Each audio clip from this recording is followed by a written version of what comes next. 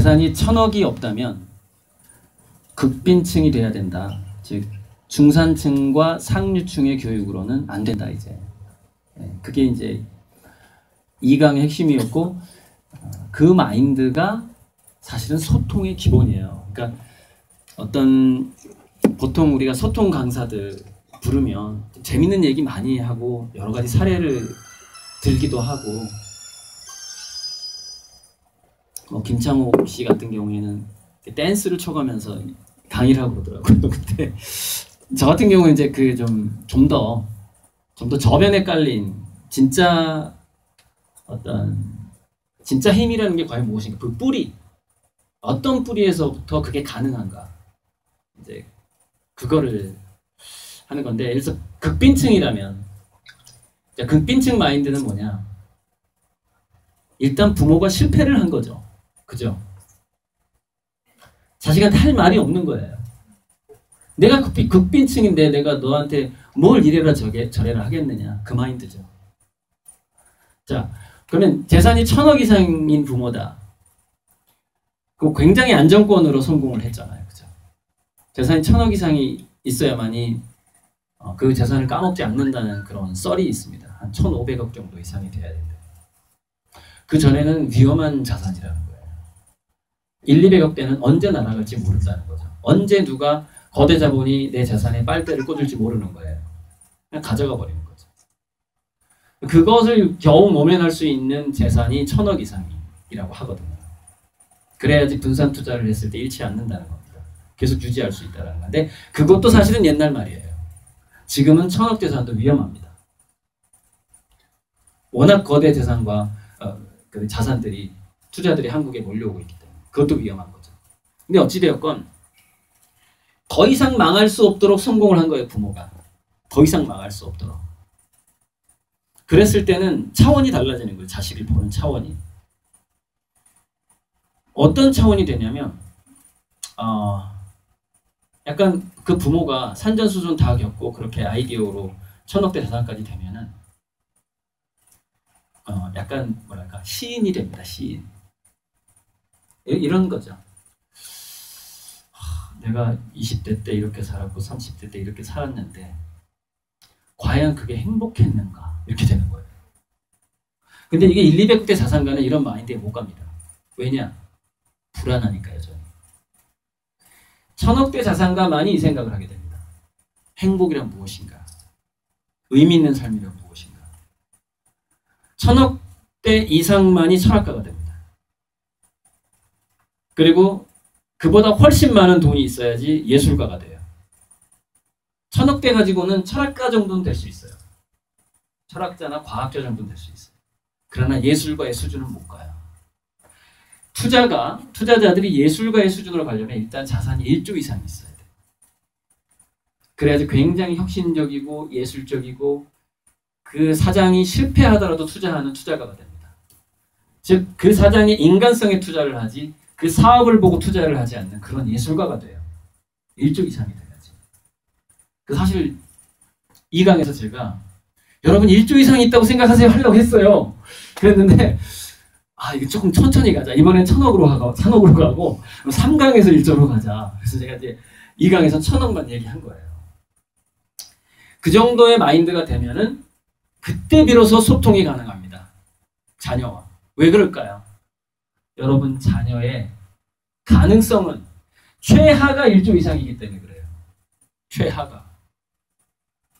부모의 마인드가 그 정도는 돼야 서로 교집합이 생기는 겁니다. 보세요. 도표 안 켜도 됩니다. 안 켜도 돼요. 다 보이니까. 아이는 이 정도의 넓이에서 생각하고 방황을 하고 있는데 부모는 이 정도를 강요하는 사람이 된단 말이에요. 어떻게 이런 교집합이 생기냐는 거죠. 이게 소통인데 교집합이. 부모의 마인드가 정말 이런 교집합이 생길 정도로 좀 예술적인 수준까지 가줘야 돼요. 어쨌건 그런 화두를 꺼내고 3강을 시작해 보겠습니다. 일단은 제가 대중강에서 사실은 맨 처음에 하거나 맨 마지막에 하거나 하는 아주 중요한 게 있어요.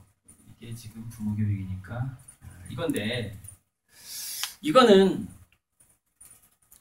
여러분이 임신 중에 여러분이 뱃속에 데리고 있었던 자녀의 뉴런 세포가 이미 여러분들의 두뇌 속에 박혀서 살고 있다라는, 아빠들 빼고 엄마만 살고 있다라는 사실을 알아야 돼요. 그래서 사실은 그러니까 15세 이전 또는 초등학교 때까지 교육은 아빠들은 어떻게 엄마를 컨트롤할 것이냐의 문제예요. 그러니까 어떻게 엄마가 자식에게 좋은 영향을 주도록 내가 뒷받침해 줄 것이냐의 문제인 거죠. 초등학교 때까지. 그럼 아빠가 직접 개입하는 나이는, 그러니까 여기서 이제 아빠라는 것은 이제 사회활동이 바쁜 아빠라는 전제하에, 아빠가 요즘엔 주부도 있을 수 있으니까 어쨌건 그럼 안 사람이냐 바깥 사람 이렇게 할게요. 바깥 사람으로서 자녀 교육에 직접 투입 할 수 있는, 멘토링 할 수 있는 거는 중학교 때부터예요. 최소한. 그 전에는 정서와 감각의 문제이기 때문에 함께 지내는, 그게 이제 아빠가 함께 지내든 엄마가 함께 지내든 그 영향은 좀 비슷할 텐데, 물론 엄마가 훨씬 강력합니다. 함께 지내는 사람의 정서의 흐름이 그 초등학교 때까지 아이의 감각의 경험을 좌우하는 거죠. 그런데 그 소통의 시간이 바깥 사람보다는 안 사람이 많으니까 아이들하고 그 소통의 시간을 뛰어넘는 아주 근본적인 생물학적인 엄마가 벗어날 수 없는 게 뭐냐면, 여러분들의 엄마들의 두뇌 속에 자식들의 뉴런이 들어와 있다는 사실이죠. 뱃속에서 세포 분열을 하던 게 혈관을 통해서 엄마 머릿속으로 들어가요. 뉴런뿐만이 아닙니다. 자녀의 후속 유전체하고 DNA 조각들이 무수하게 엄마의 간에서 발견이 됩니다. 온몸에 박혀요. 그 중에서 가장 많이 발견되는 게 두뇌하고 간이에요. 간세포하고. 혈액을 떠돌다가 세포 속으로 들어가서 박혀 있는 겁니다. DNA에. 뉴런은 이제 두뇌 속으로 들어가서 살게 되고. 그래서 아버지는 밖에서 망나니처럼 살면서 집에 들어와서 거룩한 척하고 신사인 척하고 멋진 아빠인 척 하는 게 먹혀들지만, 엄마의 속사람이 1조 1000억 또는 1조 이상의 자산가와 같은 여유가 없다면 엄마가 절대 자식을 속일 수가 없습니다. 여러분의 두뇌 속에서 그런 진정한 소통의 마인드가 절대 생길 수가 없어요. 그래서 엄마들은 완벽하게 무식하거나 완벽한 성자여야 돼요. 둘 중에 하나여야 됩니다. 중간은 의미가 없어요. 완벽하게 손을 떼거나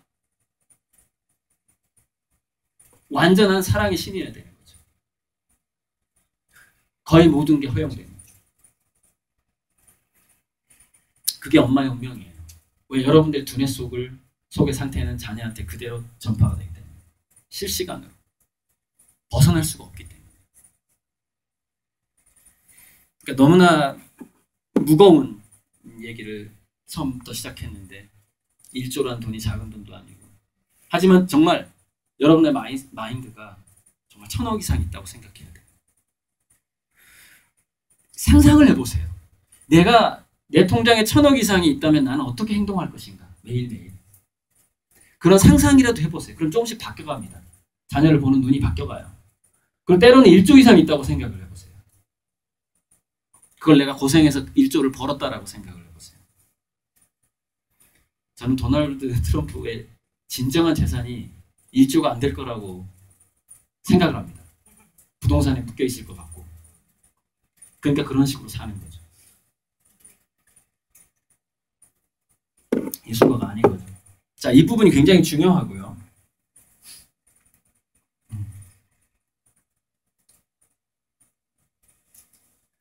자, 다시 이제 자, 좀 전에 그 PPT로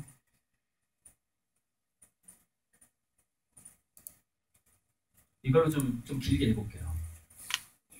저 위에 있는 사람이 이제 워렌 버핏인데, 워렌 버핏이 신문 배달, 자기가 어렸을 때 신문 배달하던 모습을 재현한 모습입니다. 이 강에서 제가 빠뜨렸던 게, 얘기하려다가 이제 빠뜨렸던 얘기가, 지금까지, 앞으로는 이제 돈 많은 사람의 자녀가 성공할 확률이 높다고 그랬죠. 지금까지는 빈민층의 자녀가 성공 확률이 더 높았습니다. 통계조사를 해보면. 부잣집애가 3분의 1 정도가 성공을 했고요. 객관적으로. 뭐 돈이나 명예, 권력 다 포함해서. 성공한 사람의 3분의 2가 어렸을 때 역경이 있었고 집이 가난했어요. 그게 지금까지의 얘기죠. 아름다운 이야기죠. 근데 앞으로는 좀 달라집니다. 그게 4차 산업혁명 때문에 그래요. 인공지능과 인터넷과 이런 것 때문에 자본의 힘이 훨씬 더 강력해집니다. 한 사람의 두뇌의 힘보다. 두뇌의 힘을 능가하는 게, 그러니까 빈민층에서 3분의 2의 성공자가 나왔던 건 뭐냐면 그게 두뇌의 힘이 강했기 때문이에요. 지금까지는. 그럼 그 빈민층의 자녀들의 두뇌 속에는 어떤 힘을 갖게 됐어요? 첫째, 결핍이 있었잖아요. 자, 이거는 잠시만요. 저 화살표가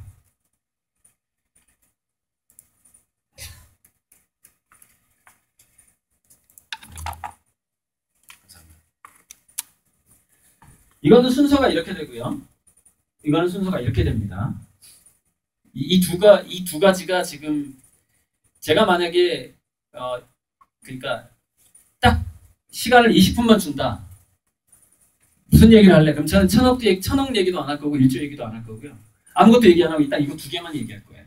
근데 다행히 오늘은 시간이 거의 3시간이기 때문에 전반부에 그런 얘기를 했던 겁니다. 그러니까 굉장히 중요한 표라는 것이죠. 그 빈민층에 가난하게 자랐던 사람들이 두뇌에 힘을 가질 수 있었던 것은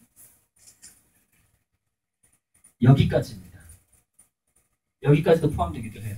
그래서 링컨 대통령이라든가 여기까지 포함되기도 해요. 근데 이거는 오늘 오해를 좀 풀어드려야 될 것 같은데, 사실 독서는 책의 종류보다는 그 책을 만나기까지의 과정이 더 중요합니다. 그래서 리딩으로 리드하라는 책을 쓴 이지성 작가는 저는 그래서 그건 사기다라고 얘기를 합니다. 사기. 거짓말이에요. 리딩을 통해서 성공한 사람들은 그 책을 만나는 과정이 감동적이었을 뿐이에요. 여러분 유치원에서 모든 걸 배운다는 얘기 있죠. 사람은 책을 여러 권 볼 필요가 없어요. 딱 한 권만 봐도 됩니다. 문제는 뭔지 아시죠? 그 책에서 시킨 대로 하느냐 안 하느냐의 문제예요. 그럼 그 책에서 배운 대로 하느냐 안 하느냐의 문제는 뭐의 문제죠? 감동의 문제인 거예요. 내가 그 책으로부터 얼마만큼 흔들렸느냐 이거죠. 자기 마음이 다가왔느냐 이거죠. 다 그걸로 성공한 거예요. 과거에 책을 봤던 사람들. 책을 많이 봤기 때문에, 좋은 고전을 봤기 때문에 성공한 게 절대 아닙니다. 그럼 두뇌의 문제였어요. 감동의 문제예요. 그 아이가 두뇌의 패턴의 문제라는 거죠. 셰익스피어가 런던이었나요? 런던이겠죠, 영국이니까. 런던에서 셰익스피어가 살 때 책값이 그 당시에 책 하나의 가격이 런던에서 상당히 월급을 많이 받는 사람의 3분의 1 정도로 했어요. 그러니까 책 하나가 100만 원에서 200만 원 사이였어요. 살 수가 없어요. 알바생이 책을 구할 수가 없어요. 그 당시에. 그래서 그때 책을 어떻게 읽었냐면 몰래 대학 도서관에 갔어요. 책을 좋아하는 사람들이. 시중에서 아예 살 수가 없었으니까. 셰익스피어는 어떻게 책을 읽었냐면은 자기 절친한 시골에서 같이 상경한 절친한 친구가 출판업자였어요. 책을 준 게 아니라 야 이거 아직 안 팔렸는데 조심스럽게 봐야 돼. 그리고 다시 돌려줘야 돼 하던 친구가 있었어요. 그렇게 셰익스피어는 정말 고마운 친구 때문에 절대 이 책에 때를 묻히면 안 되기 때문에 손을 깨끗하게 씻고 하얀 장갑을 끼고 페이지를 어떻게 이렇게 넘겨요? 이렇게 넘기지 이렇게 손때 묻으면 안 되니까 이렇게 책을 읽었던 사람입니다. 과연 책의 종류가 문제겠습니까? 그 책을 어떻게 만났느냐가 중요한 거예요. 그게 독서입니다. 그런데 보니까 책을 그렇게 만나는 사람은 이 위처럼 잘하더라 이 말이에요. 그게 리딩으로 리드하다의 본질입니다. 그리고 그 본질에 대해서 쓴 책이 제 책이에요. 자, 음식. 제가 어떤 읽었던 심리학 책에서 이런 게 있거든요. 심리학자들이 이렇게 합니다. 모든 심리적 문제의 기본은 열등감이다라고 얘기를 해요. 그런데 자, 열등감. 인간의 열등감은 어디서 비롯되냐면 자율성을 잃어버릴 때 그때 비로소 시작을 합니다. 인간의 열등감. 자기 선택권이 없을 때 시작하는 거예요. 자, 근데 아주 어렸을 때 아이들이 가장 먼저 자기 선택권을 잃어버리는 경험이 뭐냐면 배부른데 엄마가 자꾸 먹이는 거야, 밥을. 아니, 우리 엄마는 왜 내가 먹고 싶을 때 밥을 안 주고 나 지금 배부른데 왜 또 먹이냐, 이거 또 먹여. 왜 밥을. 그래서 제가 읽은 책에 이렇게 나옵니다. 어렸을 때 이거는 뭐 이유식부터 젖부터 시작인데 젖은 상관이 없어요. 왜냐하면 조사를 해보니까 젖먹이들은 배가 차면 절대 젖을 먹지 않습니다. 문제는 이유식부터 시작하는 거예요. 분명히 내가 배가 고프지도 않은데 먹을 때 됐다고 밥을 주는 거예요. 그러면은 그게 뭐가 왜곡이 되냐면 그 이후에 어떤 영향을 미치게 되냐면 세상을 살면서 더 의미 있는 것과 덜 의미 있는 것을 구분하지 못하는 애가 된다는 겁니다. 어떤 방향 선택도 헷갈려 버린다는 거예요. 가치 기준에 혼동이 온다는 겁니다. 어렸을 때 배가 고프지 않은데 자꾸 먹여버리면 가치 기준이 혼동이 와버려요. 즉 가치라는 건 뭐냐면은 내가 배가 고플 때만 음식은 가치가 있는 거예요. 그죠? 그래서 이 음식이라는 것이 하나의 맛있는 과자라든가 과일이라는 것이 하나의 그 자녀한테는 뭐냐면은 기준이 되는 겁니다. 가치의 기준이 되는 거예요. 그죠? 어렸을 때. 우리 구강기 뭐 얘기하잖아요. 프로이드가. 그 기준이 흔들리기 시작하는 거죠. 가치 있는 것은 어떻게 되죠? 가치 있는 것은 나에게 너무나 흔하고 또 하나. 가치 있는 것은 나를 고통스럽게 하고 가치 있는 것은 나의 자율권을 뺏는구나. 이렇게 돼버리는 거예요. 이게 배부른 애들한테 이유식을 먹였을 때 그 심리가 바뀌는 겁니다. 모든 게 인생의 모든 게 어긋나기 시작해요. 그 이후에. 10살 이전의 충격이 10살 이전의 경험이 가장 중요하기 때문에 3살 이전의 교육, 사실은 밑으로 내려갈수록 더 중요하대요. 8살 이전의 그 생활 방식. 음식이 흔해지면 아이한테 음식이 흔해지면 그 아이는 가치에 대한 갈망을 잃어버린다는 것이죠. 두 번째, 광야. 광야는 선택권입니다. 내가 이걸 먹을까 저걸 먹을까 자기가 집어서 먹어야 돼요. 그래서 저는 지금 돌진한 우리 애한테 제가 집사람한테 계속 얘기합니다. 떠먹이지 말고 손으로 먹게 해라. 단 숟가락을 옆에 꼽아놓기는 해라 이거예요. 그건 뭐냐면 지가 떠먹고 싶은 우리를 보고 어른들이 떠먹는 걸 보고 떠먹고 싶으면 떠먹는 거고 숟가락이 입으로 잘 안 들어가고 자꾸 턱으로 가네 이게. 그럼 손으로 먹겠지 지가. 선택권이잖아요. 그걸 달라고 할 때 줘라. 주기 전에 얘가 울기 전에 져달라고 할 때 주지 말라는 거예요. 제가 있을 때 이걸 철저하게 통제를 합니다. 지금 부부싸움 정말 많이 하고 있어요. 저는 그게 너무 소중하다는 걸 알고 있는데 집사람 모르잖아요. 집어먹게 하라고 그러잖아요. 집어먹게 하라고. 그 먹는 거에 대한 선택권에서부터 초등학교 때 왜 대학 시스템이 들어와야 되느냐. 공부하고 싶은 것이 자기가 골라야 된다니까요. 그게 광야예요. 광야. 넓은 선택지가 있어야 된다는 거예요. 동굴은 뭐냐면 제발 혼자 생각할 수 있는 시간을 줘라 이거예요. 제발. 어머 왜 울어? 왜 다쳤어? 이러지 말라는 거예요. 아이가 무슨 일이 있어서 집에 왔을 때. 좀 무관심한 척. 근데 이 무관심한 척이 안 되죠 엄마가. 왜? 자식을 너무 사랑하고 한가하니까. 엄마가 한가하니까. 엄마의 꿈과 길이 없으니까 무관심이 안 되는 거예요, 애한테. 그래서 한간 엄마의 최대의 단점이 뭐냐? 아이에게 혼자 있을 수 있는 시간, 즉 사고의 깊이를 절대 주지 못한다는 단점이 있습니다. 혼자 생각하고 헤매고 하는 기회를 뺏어버려요. 그래서 특히 3살부터 8살까지 친부모가 자녀를 양육한 시간이 길면 길수록 아이의 창의성이 줄어들더라는 것이죠. 대규모 2만 명을 조사해보니까. 그래서 창의적인 사람들의 어린 시절을 조사해보니까 3살부터 8살 사이에 친엄마와 떨어진 기간이 길면 길수록 더 창의적이더라는 거예요. 도대체 그런 결과는 왜 나오죠? 바로 이것 때문입니다. 친엄마가 3살부터 8살까지 양육을 하게 되면 그 아이한테는 1, 2, 3, 4, 5 다 없어집니다. 독서는 그 다음 문제니까. 자, 5번은 왜 없어질까요? 그 아이가 집안일에 참여하지 할 기회가 거의 없어요. 왜? 엄마가 다 해주는 거야. 이불 개는 것도 엄마가 하고, 밥 차리는 것도 엄마가 하고, 청소하는 것도 엄마가 해. 근데 집에 엄마가 없어. 도저히 청소를 안 하면 다닐 수가 없는 거야. 그죠? 애가. 아빠랑 애랑 한번 살게 해보세요. 한 몇 달. 집안에 길이 없어지잖아요.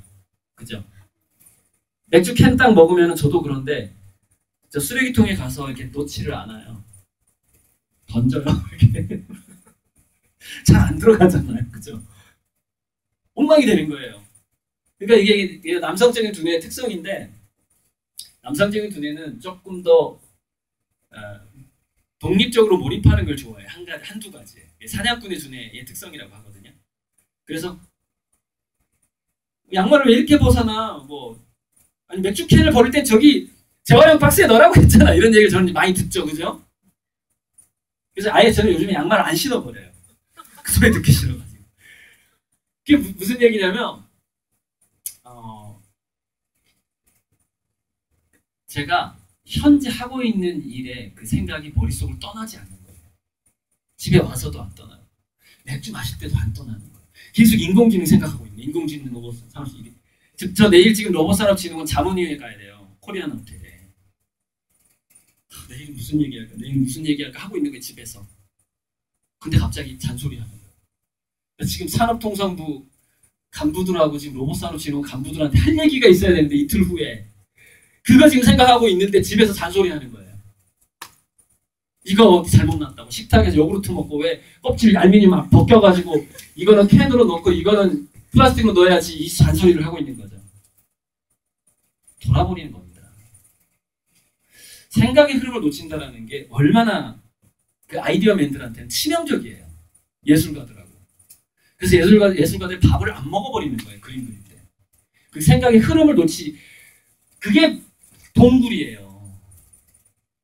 오랫동안 그 한 가지 주제에 아무런 잔소리도 받지 않고 혼자 생각해봤는가 못해봤는가의 문제입니다.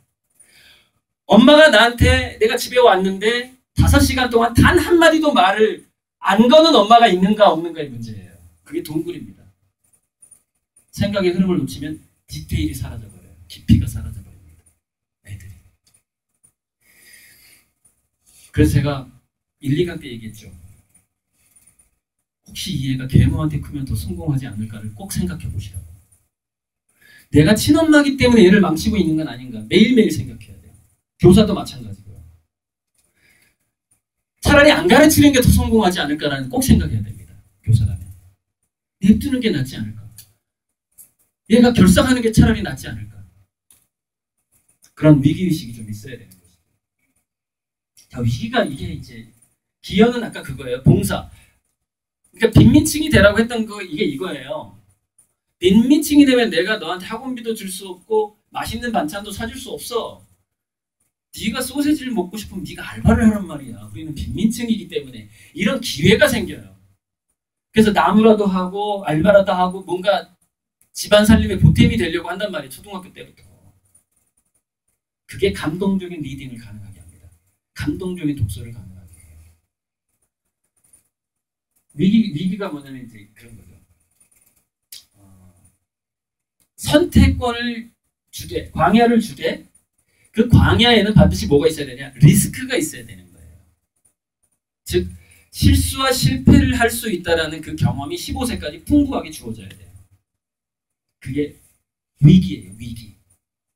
그래서 이 아이가 이 위기를 맞이하려면 어떻게 해야 되냐면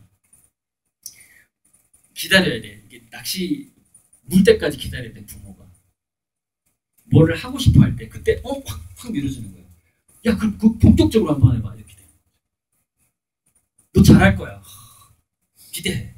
믿음을 확 보여주는 거예요. 그러면 진정한 위기가 시작이 됩니다. 무슨 얘기냐면 자, 첫째, 지가 한다고 그랬어. 부모가 엄청나게 기대를 하고 있어 지금. 잘해야 될 것 같아. 그랬을 때 했는데 성적이 기대에 못 미쳐. 그러면은 그게 그 순간에 어떻게 되냐? 남 탓을 못하게 돼요. 지가 한다고 했으니까. 부모 탓을 못하게 되는 거예요. 대다수의 아이들이 왜 이 위기의식을 놓쳐버리냐면 자기가 선택하지 않았기 때문이고 그 선택한 것을 더 깊이 있게 진도가 나가도록 협조하지 않았기 때문입니다. 자, 무슨 얘기냐? 머리가 좋은 애들이 이 위기를 맞이하기가 정말 힘들어요. 머리가 좋은 애들이. 왜? 학교 진도가 전부 나보다 수준이 낮은 거야. 선생님이 20분 동안 설명하는데 나 2분만 설명 들으니까 다 알겠어. 위기가 없잖아요. 위기. 그래서 머리가 좋은 애들이 대학교를 가게 되면 어떤 현상이 발생을 하냐면 위기라는 것이 집중력을 만들기 때문에 집중력하고 몰입력이 대학교 갔을 때 현저하게 떨어져 버려요. 교수들이 엄청 싫어하는 애가 됩니다. 교수들의 절대 선택을 못 받아요. 자, 교수들은 누구냐? 그러니까 예를 들어서 연구소 소장이라든가 교수라든가 어떤 회사의 임원들, 그 다음에 사장단 어떤 사람들이냐? 이걸 다 경험한 다음에 그 위를 뚫고 지나간 사람들이에요. 애를 딱 보면 알아요. 아, 과잉보호 받았구나. 금방 알아버려요. 교수들이 금방 합니다. 고수들은. 아, 얘랑 이랬다가는 사고치고 나간다. 왜 사고치고 나가죠? 책임감을 교육받은 적이 없어요. 모든 책임감은 이겁니다. 자기 선택이 실패했을 때 남 탓을 하지 않는 경험, 그것이 책임감을 만드는 거거든요. 근데 20살 이전에 그 책임감을 느껴본 적이 없어. 왜? 남이 시킨 것만 있으니까. 엄마하고 선생님이 시킨 것만 있으니까. 그거를 고수들은 딱 알아봐요. 그 위에 있는 사람들은. 귀신처럼 알아봅니다. 그래서 이렇게 얘기합니다. 야, 걔. 제가 이제 우리 선배들한테 자주 들었던 얘기예요. 야, 걔 언젠가 배신할 놈이야. 만나지 마. 딱 이래요. 고수들이. 근데 저는 그거를 깨닫지 못하는 겁니다. 20대 때까지 깨닫지를 못하겠더라고요. 그러니까 한 10년, 15년 선배가 저한테 그런 얘기를 해주는 거예요. 내가 친구들 만나고 돌아다니면 야, 걔 언젠가 배신할래. 딱 이러면. 꼭 배신하더라고. 10년 후에 드러나. 도대체 이걸 어떻게 알지라고 저는 그때 좀 헷갈렸어요. 20대 때는. 제가 40대가 되니까 그게 보이기 시작하는 거예요. 그게 보이기 시작하더라고요. 아, 그래서 그때 그 선배가 그 얘기를 해줬구나 나한테. 그 작은 행동에서 그 아이가 여기서부터 여기까지를 잘 통과했느니까 그냥 보여버린다니까요. 고수들한테는. 속일 수가 없어요.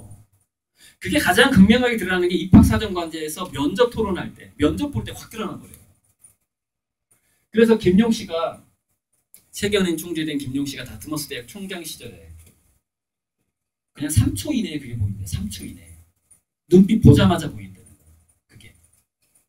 절대 속일 수가 없다. 즉 임계점, 어떤 커트라인을 절대 넘을 수가 없다. 가짜 인재는.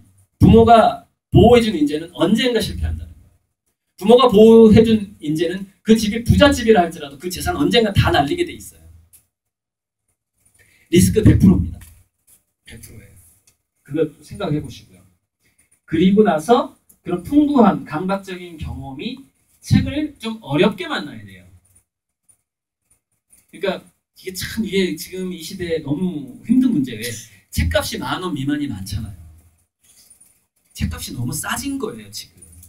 그 책에서 감동을 못 받는 거예요, 애들이. 그래서 이 시대에 애들이 책에서 감동을 받을 수 있는 방법은 하나밖에 없다니까요. 부모가 좋은 책을 사주면 안 된다니까요. 지가 골라야 된다니까요. 지가. 그 방법밖에 안 남았어요, 지금은. 과거의 성공자들은 왜 부모가 책을 골라줬어도 성공을 했을까요? 링컨 대통령 시절에 책 한 권 값은 거의 자동차 값이었을 가능성이 있어요. 그러니까 그 당시에는 부모가 책을 사준 게 아니라 차 한 대 사준 거하고 똑같았어요. 그 자녀가 느끼는 감동이. 예전에 귀족 가문들 왜 전집류 책 꼽아놨죠? 거실에다가. 지금 거실에 전집류가 있는 거하고 중세시대, 그 다음에 르네상스나 또는 그 산업혁명기 그때 거실에 전집류가 있는 거하고는 차원이 다릅니다. 거긴 거의 한 5억에서 10억짜리가 그냥 벽에다가 붙여놓은 거예요, 장식용으로. 지금은 그거 몇십만 원밖에 안 하잖아요. 그 힘입니다. 그 힘. 너무 책의 값어치가 높았어요, 예전에. 예전에 여러분 그 성경이 마틴 루터가 그러니까 구텐베르크의 그 인쇄혁명이 오기 전에 성경 가격을 추산한 적이 있었거든요. 1억이에요, 1억. 성경 하나가 1억이었어요. 그 당시 그 사람들이 손으로 베낄 때 인건비랑 이런 걸 조사해 보니까 1억이 아니면 책을 구할 수가 없었던 거예요. 자, 그래서 이 경험과 책과 만나야 된다는 거예요. 그냥 책으로 절대 안 된다는 사실을 아셔야 돼요. 자, 이 경험이 없이 책을 만나면 그 아이는 어떻게 될까요? 사기를 당하게 됩니다. 무슨 사기를 당하게 되냐? 아니, 엄마가 영어, 수학, 과학 공부하면 성공한다며. 아니, 엄마가 고전을 읽으면 성공을 한다며. 응? 아니, 이 자격증 따면 편하게 먹고 살 수 있다면서. 근데 왜 나는 이 모양 이 꼴이냐고 이 소리를 듣게 돼요, 부모가. 이 기초 없이 책을 전달해 줬다가는 바로 그런 큰일 납니다. 원망만 받아요. 아니, 엄마가 분명히 이렇게 해서 명문대 가면 성공한다며. 근데 나는 명문대 가서 책을 열심히 보고 도서관에서 하는데 왜 나는 나이가 35세가 됐는데 아직도 독서실에서 책을 보고 있냐고. 왜 나는 40대가 됐는데 아직도 책을 보고 있냐고. 사회는 나가지도 못하고 바로 이런 현상을 목격하게 됩니다. 이 기초가 없이는. 초등학교 때 양육 방법이 너무나 중요하다는 거예요. 교육. 그것이 실질적인 창의성을 만든다는 것이죠. 자, 그래서 미래의 인재의 6가지의 경쟁력, 미래학자 다니엘 핑크가 얘기한 거. 그게 아까 얘기했던 재미, 스토리, 디자인, 공감, 조화, 의미예요. 근데 재미와 의미는 우리가 흔히 써요. 의미는 가치의 다른 말이기도 하고요. 근데 조화, 공감, 디자인, 스토리가 너무 어려운 거예요. 다니엘 핑크가 제시한 저 6가지 미래 인재 조건이. 그래서 그걸 제가 좀 심층 분석을 했죠. 그러면 조화, 공감, 디자인, 스토리 능력은 어디서 생기느냐는 것이죠. 그 근본을 분석을 했다는 거예요. 그게 이거 4가지입니다. 몰입, 예술, 봉사, 자연이에요. 몰입, 예술, 봉사, 자연. 여러분, 미래 인재라는 것은 끊임없이 흐를 수 있어야 돼요. 약간 더 반박자 먼저 흘러가는 게 이제 진짜 돈 버는 길이에요. 이렇게 한 박자 먼저 가면은 아무도 투자를 안 하고 반박자만 먼저 가야 투자한다는 거예요. 투자자가 이해가 돼야 되니까. 이거 돈 벌 것 같다 이해가 돼야 되니까. 근데 거대 투자자는요. 그러니까 한 10조 이상 있는 투자자는요. 이해가 안 가도 투자하는 경향이 있습니다. 뭘 보고 10조 이상의 자산가들은 뭘 보고 투자를 할까요? 그 사장의 눈빛을 보고 투자합니다. 얘 아이템이 지금 성공할지 못할지는 정확히 모르겠는데 이런 눈빛을 가진 존재가 지구상에 많아져야 된다. 얘는 사라지면 안 돼. 일단 200억 계좌로 쏴줘. 200억이 돈이 아니잖아요. 10조가 있으니까. 그죠? 거대 자산가는 눈빛을 보고 투자하고요. 잠시만, 이거 꺼버려요. 왜 키셨어요? 이걸로 계속 가야 되니까. 거대 자산가는 눈빛을 보고 투자하고 중간 자산가는 성공 가능성을 보고 투자하는 거예요. 사업에. 그러니까 이제 이런 거죠. 천억 자산가는 성공 가능성에 대한 갈망이 있어요. 1조 자산가는 성공에 대한 갈망이 없어요. 그래서 실질적인 가치가 아닌 추상적인 가치에도 투자를 하는 사람이 되는 거예요. 추상적인 가치에 투자를 하는 경지가 바로 예술의 경지고, 실질적인 가치에 투자를 하는 경지가 과학과 사업의 영역이에요. 그러니까 미래에는 과학과 사업가로도 안 된다는 거예요. 예술의 경지로 가야 된다는 것이죠. 그래서 지금 공교육 경험을 하고 있는 우리 아이들에게 예술 경험을 주려면 어떻게 해야 된다고요? 엄마가 먼저 자기 꿈과 길이 있는 예술가적인 그런 마인드로 바뀌어야 되는데, 그 예술가적인 마인드의 기본이 뭐냐면 내가 1000억이 있다고 생각을 하고 1조 이상이 있다고 생각하는 것이 출발이라는 거예요. 그래서 그 마인드를 한번 생각을 해봐라라고 한 거예요. 1, 2강 때. 자, 다시. 그래서 첫째 뭐냐면 이 광야가 재미예요. 선택권이죠, 선택권. 아이가 선택권이 있느냐 없느냐에 따라서 초등학교 때까지 어떤, 자, 음식 선택권 반드시 줘야 됩니다. 배고프지 않은데 먹이면 안 돼요. 그리고 이 첫 번째 갈망이라는 것은 살짝 배고픈 상태가 어느 정도 유지가 돼야 돼요, 애들한테. 배고픈 시간이 하루에 어느 정도 있어야 된다 이거예요. 공복기가 여러분, 공복기가 7시간 이상이 있어야만이 그 사람의 면역력이 유지가 된다라는 연구가 있습니다.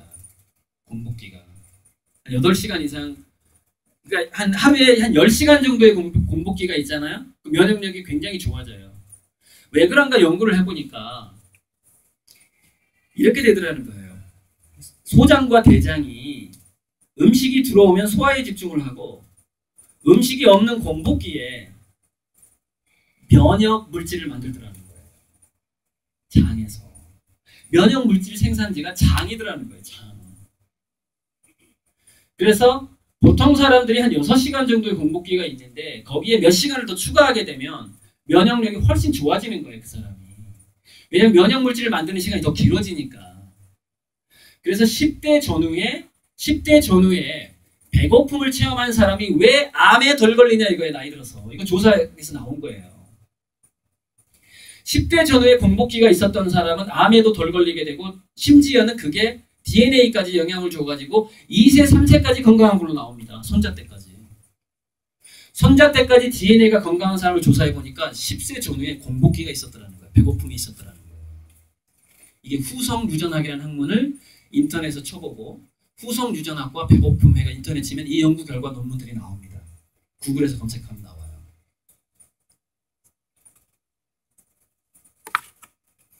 그러니까 제 강의는 굉장히 그런 과학적인 연구가 다 스며들어가 있는 거예요. 그걸 바탕으로 이런 키워드를 제가 찾아낸 겁니다. 어떤 성공 키워드까지 다 마찬가지고요. 그래서 재미는 재미고 의미는 의미인데 어려워요. 이게 기본이긴 한데. 즉 이렇더라는 거예요. 사람들은 어렸을 때 재미를 느낀 것에서 결국 의미를 찾으면서 인생이 끝나더라는 거예요. 10대 때까지 자기가 재미있다고 여기는 것에서 의미를 찾고 가는 게 인생이더라는 거죠. 자, 무슨 얘기냐?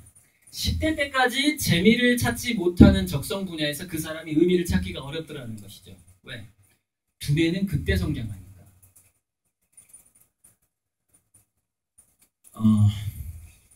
영국의 넬슨 제독이 우리나라 나이로 13살에 해군에 입대를 합니다. 그다음에 에디슨이 학교에서 자퇴를 했지만 14살경에 신문사를 창업을 해요. 그때 사장이 됩니다. 그래서 기차에서 자기가 직접 마을 신문을 만들어가지고 기차에서 팔고 돌아다녀요. 에디슨이 14살 되기 전에는 무수한 실험을 했죠. 왜? 홈스쿨이었잖아요. 지가 하고 싶은 거 다 했죠. 다양한 이 광야와 동굴이 있었죠. 그렇기 때문에 그 멍청한 사람이, 에디슨은 그 사업가 중에서 멍청한 사람으로 아주 정평이 나 있습니다. 그래서 말귀를 못 알아먹는다는 얘기를 많이 했어요. 그 에디슨 부하 직원들이. 어떻게 저렇게 멍청할 수가 있을까. 근데 몰입 능력하고 아이디어가 너무 좋은 거예요. 그래서 창의력에 대해서 연구를 해보니까 창의력은 IQ라든가 책을 많이 봤다거나 이런 거하고 직접적인 관계가 없더라는 거예요. 특히 학력하고 고시 패스 이런 거하고 창의력은 전혀 관계가 없습니다. 전혀 관계가 없어요. 10살 이전의 경험이 창의력의 핵심이에요. 물론 타고난 IQ도 있긴 하지만 후천적으로 우리가 변화를 줄 수 있는 것은 10살 이전의 경험이에요. 창의력의 핵심이에요. 그리고 그 창의력의 핵심은 그 부모가 일조가 있느냐 없느냐의 문제예요. 왜? 부모가 일조가 없으면은 부모가 예술가가 되기 힘들고 허용해주기가 힘들고 성공에 대한 도구마를 갖게 되고 성공에 대한 정답과 경로를 갖게 되기 때문에 그래요. 그러면은 광야하고 동굴이 사라져버려요. 애들한테. 애들 두뇌에서. 그런 상황이 되는 거죠. 두 번째가 이제 그래서 스토리는 어떻게 만들어지느냐 하는 것이죠. 제가 방금 에디슨 얘기했잖아요. 넬슨 제동 얘기했잖아요.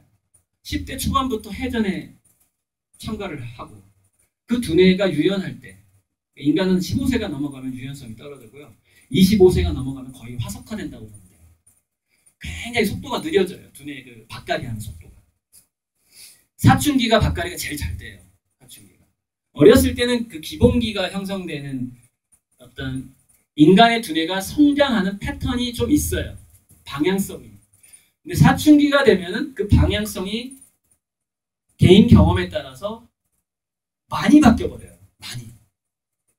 변화가 많다는 거예요. 그러니까 두뇌의 유연성은 10살 이전보다 10살부터 15살까지가 유연성은 떨어지지만 후천적인 교육이 된 민감성이 올라간다는 얘기예요.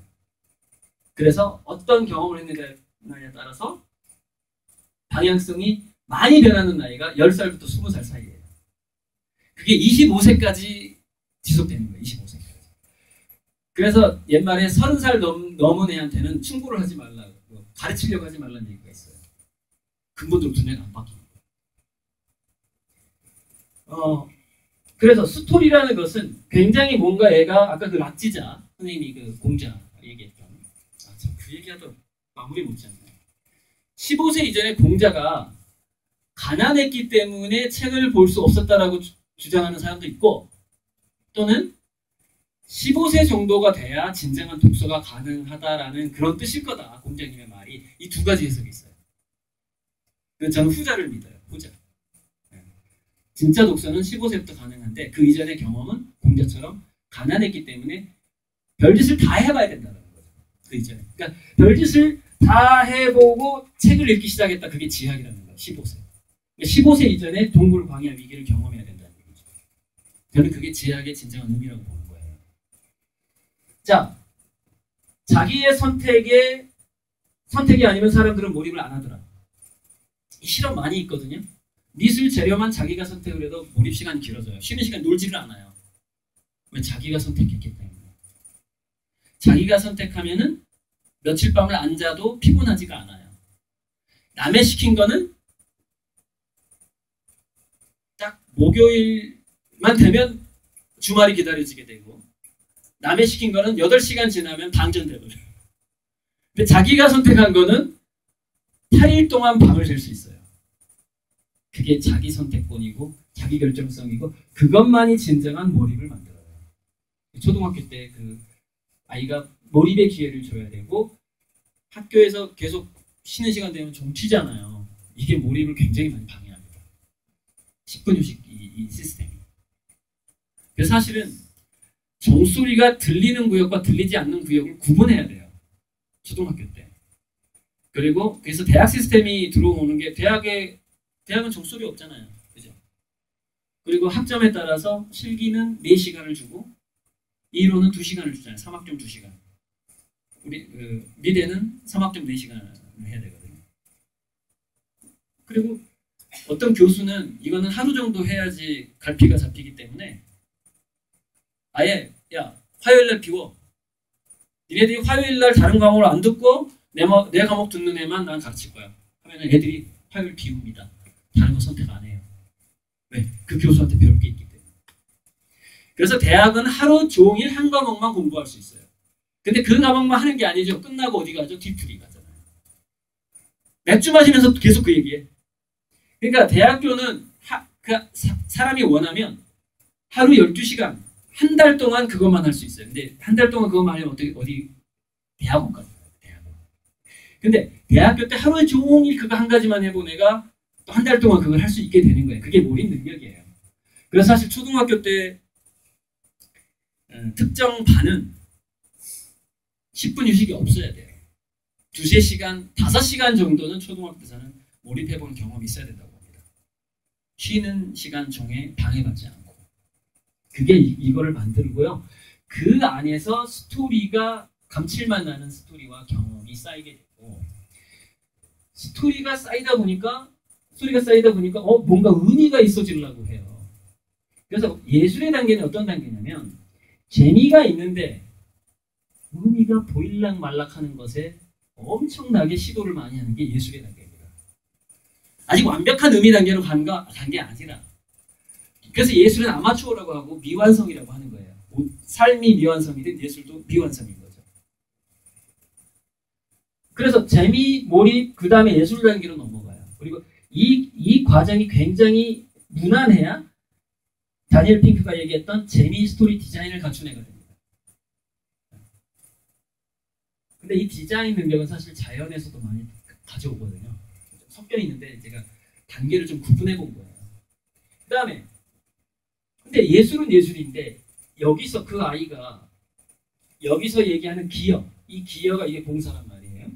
봉사 경험이 없으면 어떻게 되냐면은 그 이스라엘 유태인 마인드에 못 넘어가요. 유태인 마인드는 봉사가 기본적으로 깔려 있어요. 자기가 공부하는 목적도 예술 모든 행동이 봉사가 깔려 있어요. 거긴 아예 그런 경전의 그런 가치관으로 사니까 대부분 종교인들이니까요. 그래서 봉사는 보통 나보다 못 사는 사람들, 힘든 사람들을 향해서 하잖아요. 거기서 공감 능력이 생기는 겁니다. 즉 봉사 활동이 없으면 공감 능력이 생기질 않아요. 자, 그런데 우리가 봉사를 하려고 마음을 먹고 다니다 보면 자연스럽게 자연을 체험하게 됩니다. 자연을. 이 봉사는 가족에 대한 봉사일 수도 있어요. 무슨 얘기냐? 주말 농장에서 내가 토마토 하나를 기르는 것은 우리 엄마 지갑에서 야채 사는 돈을 내가 아끼는 행동인 거예요. 그죠? 그래서 그게 기여이기도 하고 가족에 대한 봉사이기도 해요. 그러니까 이 봉사는 타인에 대한 봉사만 얘기하는 게 아니라 우리 가족 공동체에 대한 봉사도 봉사에 들어가는 거예요. 그리고 그게 기본이고 그 다음에 타인한테까지 확대가 돼야 되는 것이죠. 초등학교 때는 정도면은 그 두 가지가 다 있어야 돼요. 가족에 대한 봉사와 타인에 대한 봉사 다 있어야 돼요. 그 다음에 자연은 이제 캠핑, 주말농장, 그 다음에 다양한 사람을 만나는 것. 즉, 이 자연에는 생명체에 대한 경험을 총칭하는 겁니다. 강아지 키우는 거, 고양이랑 놀아보는 거, 뭐 다 들어가는 거예요. 그게 자연에 들어가는 거예요. 근데 그 자연이 우리한테 가르쳐 주는 게 조화하고 디자인을 가르쳐 주더라는 것이죠. 디테일한 디자인 능력하고 조화. 즉, 사계절이 매년 바뀌지만 매년 다르더라는 것이죠. 매년. 40대에 맞이하는 가을과 50대에 맞이하는 겨울이 다르듯이. 그래서 그 시 중에 청사는 어찌 망고에 푸르르며 그 시 있죠. 흐르는 물은 밤낮으로 그치질 않고. 그럼 우리도 망고 청산하자. 우리도 망고의 푸른 숲과 물처럼 한번 우리도 살아보자. 라는 옛 시가 있어요. 근데 그런 경쟁력이 어디서 나와요? 그 경쟁력이. 자연에서 나온 거죠, 자연. 자연에 대한 체험에서 나오는 것이죠. 자연이 보니까 뭐냐면은 계속 똑같은 게 아니라 자연도 스스로 적응해 가면서 자신을 변화해 가면서 망고에 푸르르다는 것이죠. 내가 자격증을 땄기 때문에 망고에 푸르른 게 아니라 그걸 진화라고 하잖아요. 진화. 변화. 그런데 이 의미는 뭐냐면 이 순서하고 이 순서하고 똑같은 건데 이 재미에서 스타트가 되지 않으면 결국 의미를 찾기가 좀 어려워지더라는 것이죠. 왜냐면 재미에서 그러니까 과거에는 재미에서 출발하지 않아도 의미를 찾는 사람이 많이 있었어요. 그 사람이 누구냐면 바로 고시패스한 사람들이에요. 그리고 분명히 나는 영화 감독이 되고 싶었는데 우리 부모가 의대가 전망이 좋다고 해서 의대를 간 사람들이에요. 난 의술이 재미는 없었어. 근데 우리 아버지가 병원장이라서 내가 의대 안 가면 완전히 뭐 난리가 나게 생긴 거야. 다행히 공부를 잘했어요. 그래서 의대를 간 거예요. 그 재미는 없죠, 그죠? 머리도 제대로 몰입은 안 했겠죠. 봉사정신 없겠죠. 자기 피를 보기를 좋아하지 않는데 어떻게 해요? 환자들의 고름을 보기 싫어하는데 어떻게 테레사 수녀가 되냐고요. 봉사 못하죠. 하지만 의미 있을 수 있었죠. 돈은 벌 수 있었으니까. 그러나 앞으로 그 시대가 끝난다는 얘기예요. 앞으로 10,000분의 1의 시대가 계속 옵니다. 지금 시계가 안 보여서 그런데 몇 분이죠? 죄송해요. 네. 그러니까 이렇게 되는 거예요. 인공지능의 발달이 너무 무섭다는 거죠. 인공지능의 발달이. 그래서 미국에서는 이미 변호사한테 찾아가는 사람이 인공지능한테 찾아가는 비율이 점점 늘어나고 있고요. 그 다음에 경쟁력 있는 병원일수록 의사의 판단보다는 인공지능의 판단대로 수술을 하는 경우가 많습니다. 더 많아요. 처방도 마찬가지예요. 지금 병원에서 한 가지 못하고 있는 게 뭐냐면 베테랑 의사의 정교한 손기술만 인공지능 로봇이 따라잡지 못하고 있는데 이게 제 생각에는 병원에서는 15년 내에 의사보다 더 수술을 잘하는 인공지능 의사 로봇이 분명히 배치될 것 같고 지금 기술 발전 속도로 그럼 30년 후에 어떻게 될까요? 10년 후부터 합시다. 10년 후에는 요리사보다 요리를 잘하는 로봇이 나올 것 같아요. 15년 후에는 의사보다 수술을 잘하는 로봇이 나올 것 같아요. 30년 후에는 춤, 운동, 그러니까 인간의 올림픽이라든가 또는 장인의 손길을 느낄 수 있는 아주 고도의 손기술을 가진 사람들 있죠. 제 생각에 30년 내에 쫓아올 것 같아요. 인공지능 로봇이. 그래서 의사가 먼저 실업자가 되고 공예가가 나중에 실업자가 되는 겁니다. 왜 순서가 이렇게 될까요? 그러니까 왜 요리하는 로봇과 병원의 로봇이 먼저 등장하게 될까요? 인간의 목숨과 관계가 되기 때문입니다. 우리는 먹어야 살고요. 병원에서 치료받아야만이 살아요. 그래서 인간의 고정 비용이에요. 병원 비용은 아프면 돈을 안 쓸 수가 없어요. 그래서 전체 인간의 몇 프로가 몇 살부터 65세 이상이면 아프게 되고 수술 받는 인구가 어느 정도 되고 이게 통계가 딱 나와 있어요. 그 다음에 전체 인간의 인구가 이렇게 되면은 이 사람들은 더 값싸고 맛있는 식당에 무조건 가게 돼 있어.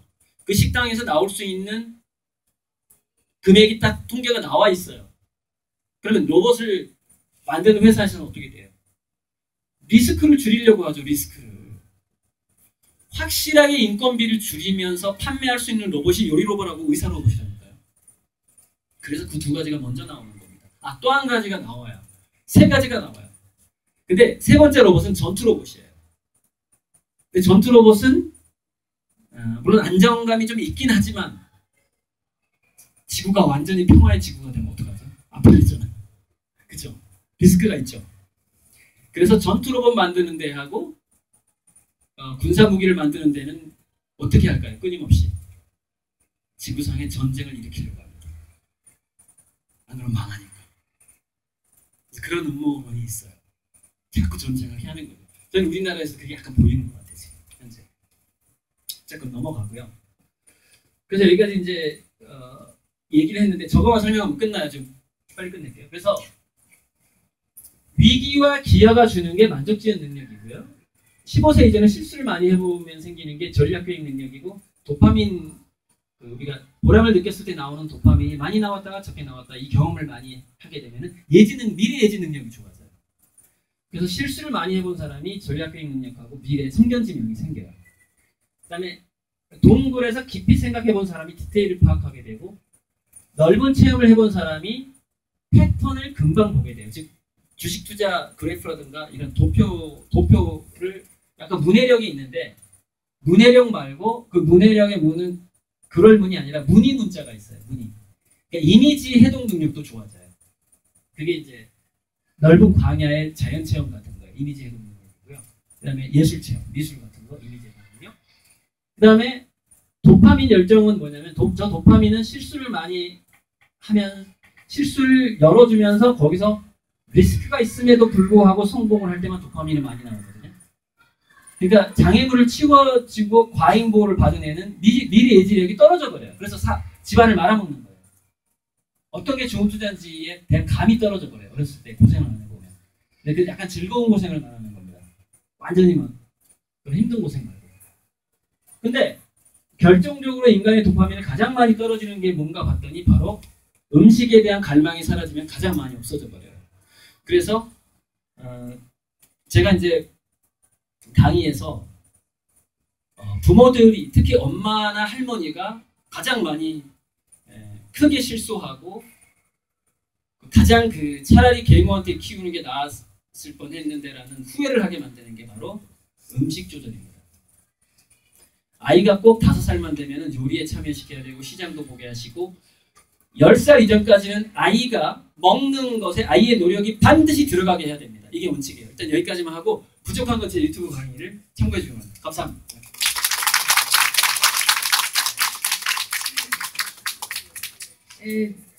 이렇게 오래 중간에 나가시지 않고 이렇게 참여해 주셔서 감사하고